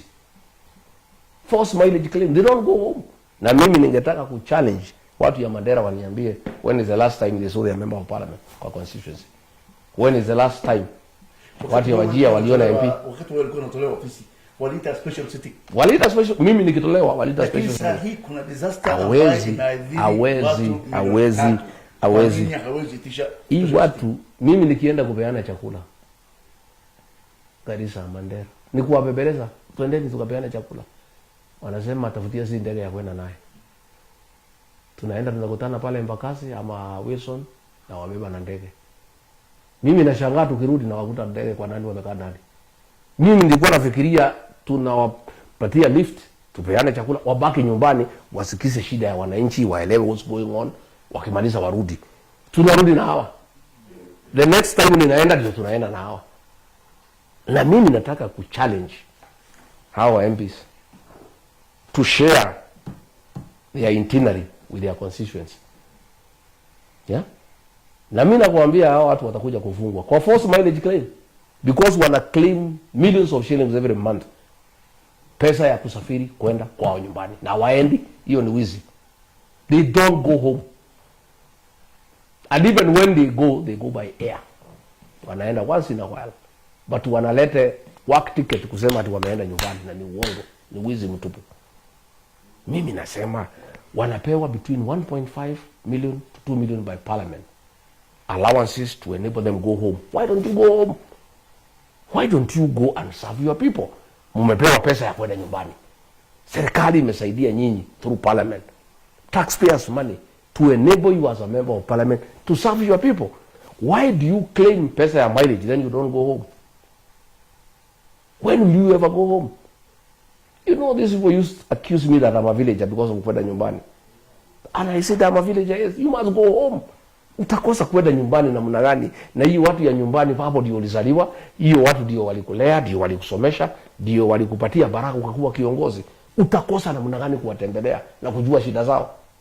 Huyu Rigiji anashidaka pale mlimani. Utakosa kwenda namna gani kwa watu wale ambao walikupatia baraka ukakuwa kiongozi? Lazima uende ujue wamekaa vipi. And if every leader ameenda kwao, nobody will be complaining ya kwamba Rigiji anaenda kwao zaidi kuliko kwingine. Because kila mtu anaenda kwao, then tunakutana, we exchange notes, then siku unanihitaji tunakuja. Mimi nilienda kujenga shule Isiolo High School, nilienda kujenga Isiolo Girls, nilienda kupeana chakula Garissa, nilienda Mandera kufungua boda. I have been to Tana River kuangalia mambo ya kiangazi na mambo ya El Nino. Nobody can accuse me as deputy president that I neglected the people of Northern Kenya. In fact, the problem I had, the leaders don't want to go. Mimi naambia twendeni huko hawataki. Sasa ningefanya nini? Huwezi enda kwa boma ya mtu mwingine bila mzee mwenye boma. Na tena wanasema kama unaenda lazima utafute ndege. Tuende na wewe, turudi na wewe. Sasa tunaenda tunamaliza 4 hours. Problem gani unaweza solve Mandera na 4 hours? Wewe unakuwa kama ni mgeni pahali umechaguliwa. Mpaka governors don't stay there. Governors wanaishi hapa Nairobi. Sasa how do, because mimi naona governor hapa kwetu, they live where they are elected. How do you run a county government from Nairobi? Surely, let's be very honest. I think it's very unfair to the people of Northern Kenya. I have even seen watu wakitangaza ati anataka kupigania kiti ya governor, anatangazia Nairobi. How do you announce unataka kiti ya governor wa Mandera ama Wajir ama Garissa na unatangazia Nairobi? You should announce at home. Ukiwa na wazee huko nyumbani. Sasa wewe unaita wazee hapa Isili nini, mnakutana unatangazia hoteli hapa Nairobi. Wanakutana hapa maharusi. Wanakutana hapa kuchanga watu wakienda ngambo. Lakini wale watoto wamebaki nyumbani, nani atashughulikia hao? Okay, si mbaya hata kujenga madarasa, ni sawa, kwa sababu ni mzuri kufanya kazi ya Mungu. Wanachanga pesa sana ya madarasa na ni mzuri. Wanachanga pesa sana ya kupeleka watoto ngambo na ni mzuri. Lakini wale watoto hawaendi shule na pesa yao imetolewa na taxpayer. Why don't you give those children their right? Don't even do harambe. You don't need to do harambe in Mandera ya watoto hawa ya primary. Just use the money umepewa ya CDF wajengee shule. Wewe governor umepewa pesa, jenga hospitali na weka dawa. Hiyo watu hakuna favor unawafanya, is their right because they are taxpayers. I am very, very saddened by what is happening in Northern Kenya. It's a very sad state of affairs. And I think time has come for a leader in this country to speak for the people of Northern Kenya and to help them to liberate themselves from bad leadership, from theft of public resources, and from being trampled upon by their own leaders whom they have elected. I think somebody must help the people of Northern Kenya. Na mimi mwenyewe historia ya nchi hii ikiandikwa, nitachangia kiasi kidogo kusaidia watu ya Northern Kenya. I'll help them. And the way to help them is to tell them what is going on. I must educate them. I must give them information going forward. And they can be sure nobody can stop me, nobody can intimidate me, and nobody will come between me and the people of Northern Kenya. Wale ukitaka kuitana press kesho unitukane, nitukane. Niliona hii kijana anaitwa Juneta na nitukana jana usiku na ni sawa. Yeah, yeye aliiba pesa ya baba. He stole his money ya campaign akaanguka. He betrayed baba when he was alive, he's betraying him when he's dead. Mdomo mrefu ya kutukana watu. Na hakuna kazi inafanya. Wizi mtupu. You know? So, now it is unfortunate that a Muslim anaweza iba pesa ya mzee alikuwa anataka kuwa president, pesa ya agents anakula, anaanguka uchaguzi. It is unfortunate. It's not in conformity with the Muslim, with the Islamic faith, you know. And anajifanya he was trusted, and mtu anakutrust na pesa yake ya kumsimamia agents, hiyo pesa unakula alafu anaanguka, you know. It's very bad. And then ukiitwa kwa TV kazi yako tu ni kutukana watu na kutukana viongozi, you know. Mimi ni kiongozi wa Kenya, na hata ukinitukana ujue huyu William Ruto mnatembea na yeye, mimi ndio nimsaidia akakuwa rais. Without ile kura nilimtafutia angekuwa rais wa Kenya. na hiyo kura nitaitafuta kumtoa, and there is nothing you'll do. So wewe enda tu kutukana sisi, ututukane sisi ni sawa, lakini sisi tutasimama na ukweli, tutasimama na haki, and the time has come. The people of Northern Kenya must be assisted by Kenyans of goodwill, Rigiji being one of them, to give them proper information of what is happening and the way they have been persecuted by their own leaders, the way they have suffered under their own leaders, the way their money has been stolen, the way they have been denied facilities by their own leaders, the way money meant to mentor them has been diverted for personal use. The people of Northern Kenya are entitled to that truth. And as a Kenyan, as a patriot, it is my duty to be of help to the people of Northern Kenya the way I'll help other Kenyans. Sio hao peke yao, hata hao wa Kalenjin, I'll be calling their radios. I take them through also how they are suffering and what is happening. Kenyans now must be told, hatuwezi kubali tena Wakenya waendelee kuumia na tunajua what is going on. Itakuwa hata mimi kwa Mungu nitakuwa na makosa ati watu ya Northern Kenya waumie, mimi nikijua vile wanaumia na nikosa kuwaambia. Lazima niwaambie. So wacha wanitukane wiki yote, kila pahali waitane, kwa msikiti, kwa mikutano wanitukane, lakini ukweli nimesema na ukweli nitaendelea kusema. Na hakuna mtu atanisimamisha kusema ukweli. Na nikikaa hivi karibuni nitatembea Garissa, nitatembea Mandera, nitatembea Wajir, nikaongea na wananchi, tuonane macho kwa macho. I must tell them what is happening.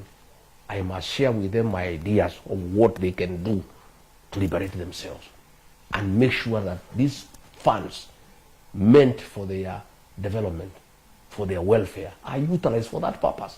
Lazima tuwasaidie watu ya Northern Kenya. Na hiyo tutafanya. Na hatuogopi mtu, na hatuwezi tishwa na mtu yeyote. That one we shall do, na tutaendelea kufanya. Asante sana mheshimiwa.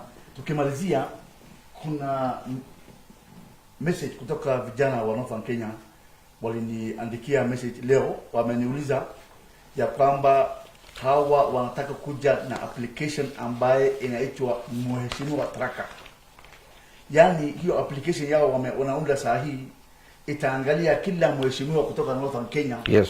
Ameenda siku ngapi Northern Kenya? Yes. Amekaa siku ngapi? Yes. Na ametumia pesa yake vipi? Vijana wameniuliza, je, Rigiji ambaye anatetea wote Northern Kenya wote sana, watasaidiana na yeye hawa vijana ama iko vipi? Nitasaidiana na hawa vijana, and I want to thank them. That is patriotism. The young people of Northern Kenya must now fight for their parents and their own future, because the people have been abandoned by the leaders they elected. The people are on their own. They are suffering. They are getting poorer every day. The young people, just like the Gen Zs did, must step up. And I support them. Waanze hiyo kazi, wafanye good record ya kila mjumbe tangu achaguliwa amefanya kazi gani, amekuja siku gani. They must go a step further. I want to challenge the people of Northern Kenya, and we will support them. The people of Northern Kenya must file a petition before the High Court to compel the Auditor General to carry out a special audit on all funds that have been given to the county since 2013, that have been given to CDF, an equalization fund, almost $1 trillion shillings. The Auditor General must carry out that audit. And you know, hapo mbeleni, auditors wamekuwa na shida sana hata ku-audit projects in Northern Kenya. Hao wabunge wanalete returns kwa auditor, kwa CDF board wa kusema wamejenga mashule, na hakuna kitu wamejenga. Siku auditors wanataka kuenda huko, they create a crisis, a fake one of insecurity. Risasi inapigwa hapo, auditors wanaambiwa ni kubaya sana, wanaogopa. Wanaenda Nyanyuki kwa hoteli, wanafanyia audit hapo. Wanaenda mpaka Isiolo, they don't go beyond Isiolo. Yeah? Audit inafanywa kwa hoteli inaisha, because they create a fake insecurity problem so that auditors don't go there. So we want the people of Northern Kenya to file a petition in the High Court of Kenya to compel the Auditor General to carry out a special audit on the utilization of all funds given to the county government since 2013, given to CDF since its inception, and as equalization fund since the new constitution. In the same petition, to compel the Inspector General of Police to provide security to the auditors to be able to carry out that audit. And from there, the people of Northern Kenya will make informed decisions on their next leaders, because that audit italete. Wenyewe waendelea kufanya audit yao on the ground, they must do their own audit on the ground, but we want a special audit so that action can be taken, so that people can be taken to court, so that this money can be recovered, so that all these properties they are building in Nairobi can be seized and forfeited to the state and sold to recover the public funds that have been diverted from helping the people of Northern Kenya into personal use.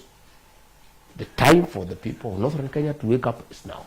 They must be proactive and they must have determination. Na mimi naomba vijana msitishwe kama hao journalists wale wametishwa. Nyinyi vijana mkitishwa muogope, wazazi wenu watakufa umaskini, watakufa kwa kukosa madawa, watoto watakufa akina mama wakijifungua, watoto wenu hawatasoma. So the young generation, it's up to you to save your people, to come in and fight for your community, to come and fight for your people, to demand justice for your people, to fight for their rights, to ensure that your people get their right and they get justice. And they must get development because the funds are there. And these are public funds. The funds are available, but they have been diverted into personal use. So mpira iko kwenu vijana na tutasaidiana. Asante sana mheshimiwa. Swali langu ya mwisho kabla sijapenda kula post ni ya kwamba kama umeona vile kiangazi huko, hali ya Northern Kenya ni mbaya sana sasa. Umesema Northern Kenya parliamentarians lazima waitishe special sitting ya bunge. Yes. Kama hawataitisha, wewe sasa Rigiji utasaidia wote Northern Kenya na makati. Wewe utaandika mimi all I can do, I cannot ask for a special sitting. I'm not a member of parliament. The standing orders don't allow me to do. Me, all I do now is speak for the people of Kenya, because me, I'm not in government, but I'm a leader who is focused and clear in his mind what needs to happen in this country. And I must speak for the people of Northern Kenya. Let them push their members of parliament to ask for a special sitting to discuss the drought situation in Northern Kenya and demand that the president declare the drought a national disaster to attract funding and support from our development partners and NGOs and other people who like to help. That they must do. I have also said they must consider to look for new leadership through a political party that they can trust, because the ones that are there are under William Ruto, under the same leaders who have turned against the people, who have persecuted the people, who have abandoned the people. So there is no way they can get leadership through those vehicles. I am willing to partner with the people of Northern Kenya through the CP as we go along, as we look for good leaders, leaders who are committed to their people, leaders who mean well for their people, leaders who have a heart and who have mercy for poor people, for the downtrodden, for young children, for our mothers. Mimi nataka tutembee safari moja na watu ya Northern Kenya, and I'm available, and the DCP party is available to partner with people of Northern Kenya as we go forward. And thank you, the former deputy president, Honorable Rigathi Gachagua. My name is Abdihakim Samo, and I'm a journalist from Wajir County. And I have a few questions here, yes. 2 questions. Yes. And do you believe the road that is linking from Nairobi, Wajir to Mandera, and will be completed under the President William Ruto's administration? And my second question is, you previously accused the northern leaders for investing here in Nairobi. And are you looking forward to go to northern region to talk to the people of northern region about this money that is going to other places than their own regions? Thank you. Thank you. Hii barabara si ya William Ruto, ya World Bank. And ile natakikana tu ni kufuatiliwa. And I was trying to do so when I was deputy president, and that program was frustrated by Duale. I think akina Duale would like the people of northern Kenya to remain poor so that they can continue, owning them and to treat them like slaves. Wangependa hao watu ya northern Kenya wakuwe maskini, ndio wakuwe watumwa wa kuabudu hao kama Mwenyezi Mungu. And Duale made it very difficult for me to do this work. I don't know what problem he has with the people of northern Kenya, lakini from my own analysis, angependa kama hao watu ya northern Kenya wangebaki maskini, ndio aendelee kuwatumia na kuwakalia na kuwauza kwa William Ruto na viongozi wengine. So hii barabara, hao viongozi wakikubali kuitetea na kuongea, mambo yake itakamilika. Lakini wakinyamaza, William Ruto wako very busy kutafuta kura. Hana haja na hii kazi, lakini it is up to them. It's true, mimi nimesema hao viongozi wana invest hapa. Mimi nauliza watu ya northern Kenya waambie hawa invest nyumbani. I am not against investment. I'm an investor myself. Even as I'm a leader, I am an investor. And there's nothing wrong with investing. What we don't want is you to take public funds and use it to invest. But we are saying if they have their own private funds, since they were elected at home, why do they have a problem investing back home? How can they complain about home? Oh, it's insecure. Oh, the conditions are too harsh. Yet unataka wale watu wanakaa huko in that harsh environment to make you a leader. You should be able. Me, when I went to Wamonyoro, they even call me Wamonyoro because I stay in the village. I cannot complain that people in Wamonyoro village are too poor for me to go and stay there with them. Yet hao ndio walinichagua nikakuwa mbunge, ndio nikakuja nikapada nikakuwa deputy president. Hao watu ya Monyoro among others ndio wanichagua nikuwe rais wa Jamhuri ya Kenya. How can you be having a problem with your people because they are poor? How do you say you cannot stay with your people because they are poor? How can you say that you cannot go home because there is insecurity? Na wewe ndio uko na nafasi ya kutafuta security for your people. If you complain about insecurity na wewe ni mheshimiwa, na raia wa kawaida watafanya nini? Because if these MPs were going home, the government will secure the place. Ikitafutia hii waheshimiwa vile watapigwa usiku, nayo raia watalala. Mimi ningetaka kwenda northern Kenya. Shida langu tu ni kuuliza kama auditors wanajaribu kwenda huko, hao wabunge wanapaga fujo, wanapiga buduki ndio auditors waogope. Sasa mimi nikija kuchanua watu ya northern Kenya, watanikubalia ama watanipangia njama ya kutupiga marisasi? Kama mimi nataka kuongea na journalist, wanawatisha wasikuje, na nikijaribu kwenda Garissa na Wajir na Mandera itakuwa namna gani? Uzuri mimi siogopi.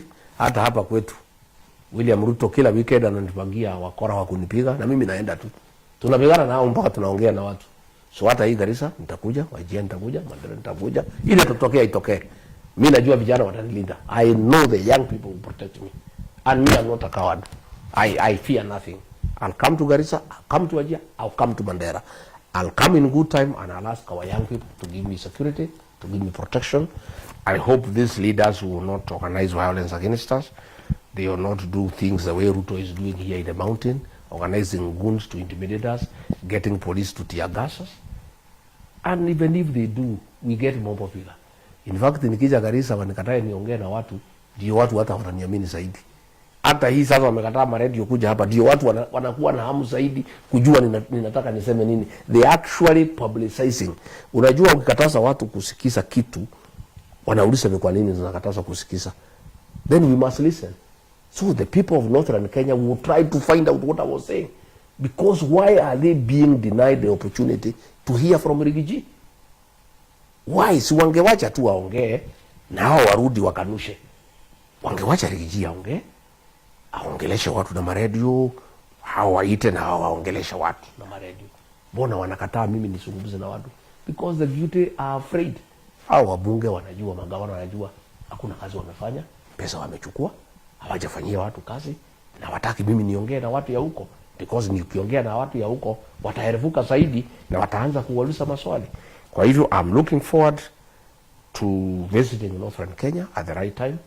Nitatangaza ratiba, I'll make a program, I'll go to Garissa, I'll fly to Wajir, I'll fly to Mandera, I'll talk to the people because I'm a Kenyan leader, and the constitution guarantees the right of movement, the right of association, and the right to political activity. Sidhani watajaribu kunizuia kuongea na watu ya Northern Kenya. Hata wakijaribu tutangangana, and somehow we'll talk. You know, we'll struggle until we make sure we come and talk to the people. Asante sana Mheshimiwa Makamu wa Rais. Ningependa kushukuru kwanza Kulam Post ambao wako live sahi hapa. Ningependa kushukuru tena kijana mshupavu Almami Moha ambaye ako live kwa Facebook page yake, na wale vijana wa Northern Kenya ambao wamesema watatengeneza app ya kutrack members of parliament ya Northern Kenya. Yes. Ambaye wamesema utasaidiana na hawa. Nashukuru sana, na nashukuru Mheshimiwa Makamu wa Rais kwa kutukaribisha hapa nyumbani. Tungesema asante sana. Tutarudi na tutarudi wakati mwingine. Asante sana. Mungu atubariki. Thank you, asante sana. Hata mimi nimeshukuru. Thank you so much. Kwa kupata nafasi. Thank you very much.